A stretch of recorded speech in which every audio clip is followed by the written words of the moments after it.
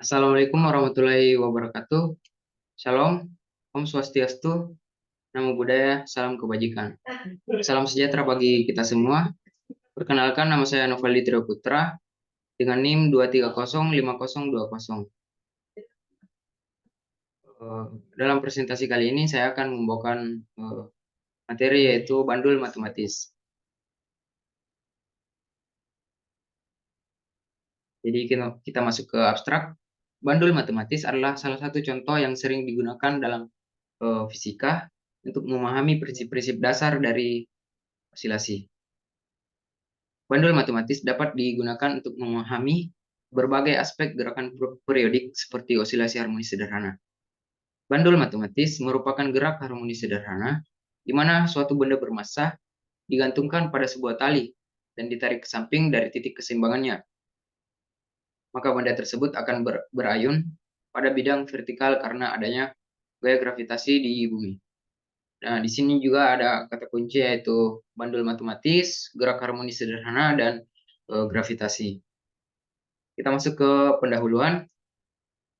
Ya, jadi latar belakangnya itu pembelajaran sains pada fisika sangat erat kaitannya dengan pengamatan yang dapat dilakukan dalam suatu percobaan atau praktikum. Melakukan eksperimen dengan bandul matematis, perancangannya sederhana, namun dari kesederhanaannya kita dapat mengamati dan menganalisis berbagai peristiwa fisik seperti percepatan gravitasi di bumi dan perubahan energi selama proses ayunan matematis sederhana.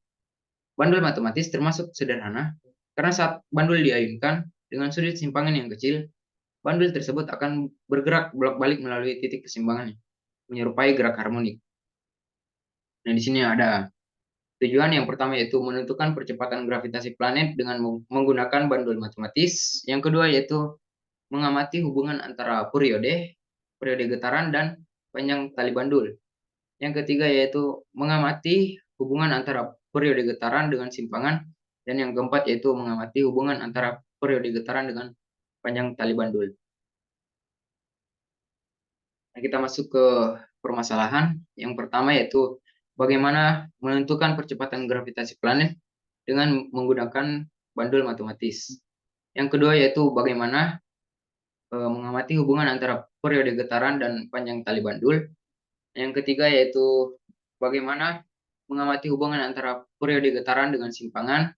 Dan yang keempat yaitu bagaimana mengamati hubungan antara periode getaran dan panjang tali. Yang kita masuk ke dasar teori.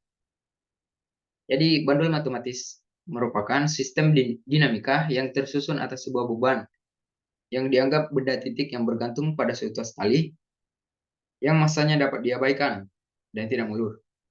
Beban pada bandul ini bergerak bolak-balik pada lintasan busur lingkaran terhadap suatu titik keseimbangan tertentu. Nah, berdasarkan gerakan tersebut, dapat dihitung frekuensi serta periodenya. Bandul sederhana adalah benda yang terdiri dari sebuah titik massa yang digantungkan pada tali ringan yang tidak dapat mulur. Jika bandul ditarik ke samping dari posisi seimbangnya dan dilepaskan, maka bandul akan berayun dalam bidang vertikal karena pengaruh gravitasi. Nah, geraknya ini merupakan gerak osilasi dan periodik. Nah, di sini ada gambar bandul matematis, di mana F merupakan jumlah getaran per detik dengan satuan S min 1 kuadrat,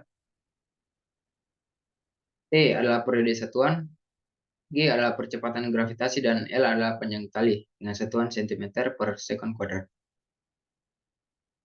Nah, kita masuk ke metodologi. Di sini ada flowchart.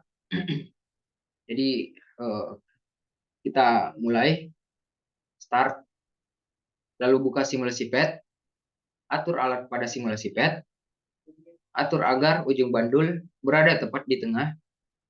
Nah, kemudian beri simpangan kecil pada bandul dan lepaskan, serta usahakan agar ayunan bandul mempunyai lintasan bidang dan tidak berputar.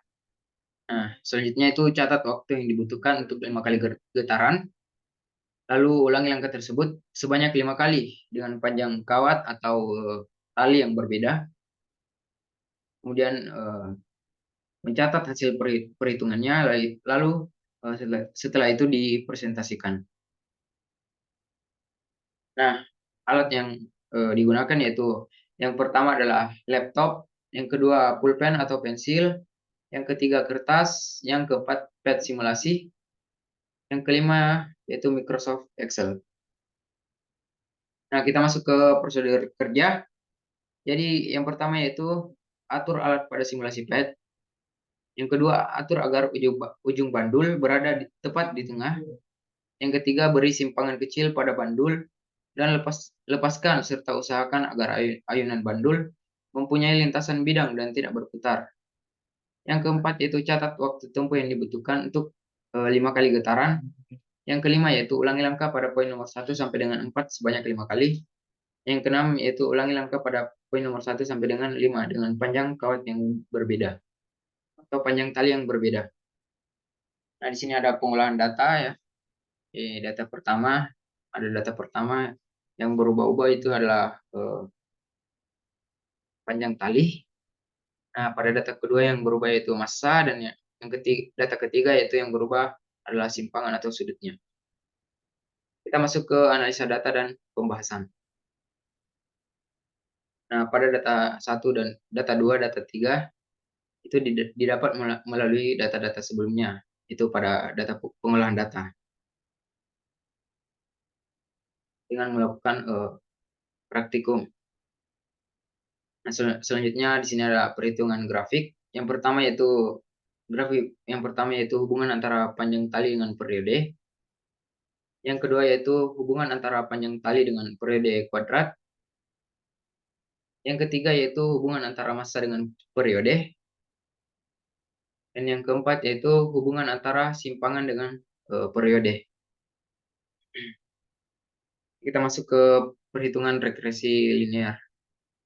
Jadi pada perhitungan ini saya mendapatkan nilai-nilai ini dari data-data sebelumnya, dari hasil praktikum dan hasil-hasil yang saya dapat dari situ. Jadi kita lanjut ke pembahasan. Yang pertama itu faktor-faktor yang mempengaruhi periode ayunan pada bandul matematis adalah panjang tali dan sudut simpangan awal. Sedangkan yang tidak mempengaruhi adalah massa. Nah, pada analisis data dalam tabel pertama menunjukkan pengaruh panjang tali terhadap massa dan sudut atau simpangan yang tetap. Nah, pada tabel yang kedua menunjukkan bahwa massa yang berubah, tetapi periodenya tetap sama. Pada tabel ketiga menunjukkan pengaruh sudut atau simpangan awal terhadap panjang tali dan massa yang tetap. Nah, data-data tersebut didapat melalui percobaan pada simulasi PET. Yang kedua, yaitu ada grafik yang didapat melalui perhitungan pada aplikasi Microsoft Excel dan hasil praktikum dengan menggunakan simulasi PET. Nah, jadi grafik yang pertama yaitu hubungan antara panjang tali dan periode. Grafik kedua yaitu hubungan antara panjang tali dan periode kuadrat. Grafik ketiga yaitu hubungan antara massa dan periode. Dan grafik yang keempat yaitu hubungan antara simpangan dan periode.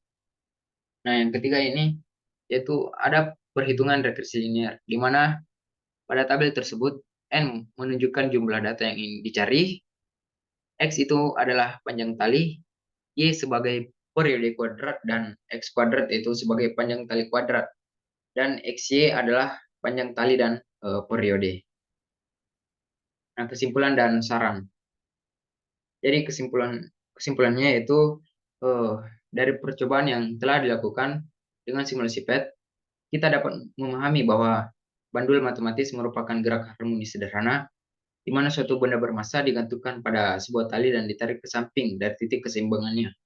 Maka benda tersebut akan berayun pada bidang vertikal karena adanya gravitasi di bumi. Nah, dalam penggunaan simulasi PET, kita dapat memperoleh data-data dari panjang tali, massa dan simpangan, di mana pada data tersebut kita dapat disimpulkan bahwa nilai periode bandul dipengaruhi oleh beberapa faktor, diantaranya yaitu panjang tali yang digunakan dan sudut simpangan awal, sedangkan faktor yang tidak mempengaruhi periode adalah massa bandul. Nah, saran, sebaiknya dalam melakukan percobaan ini lakukan secara berulang-ulang. Karena jika hanya melakukan satu kali percobaan, tingkat ketetapan akan berkurang. Percobaan harus secara teliti dan cermat dalam mengamati waktu dan menghitung getaran yang terjadi, karena akan mempengaruhi periode yang dihasilkan. Dan jika dalam perhitungan periode terjadi kesalahan, maka akan berpengaruh pada besarnya percepatan gravitasinya. Nah, saya menyadari tugas laporan hasil praktikum ini masih sangat jauh dari kesempurnaan. Oleh karena itu, saya butuh kritik dan sarannya dari asisten dosen fisika agar di tugas-tugas laporan di lain hari lebih baik lagi. Jadi terima kasih atas semuanya.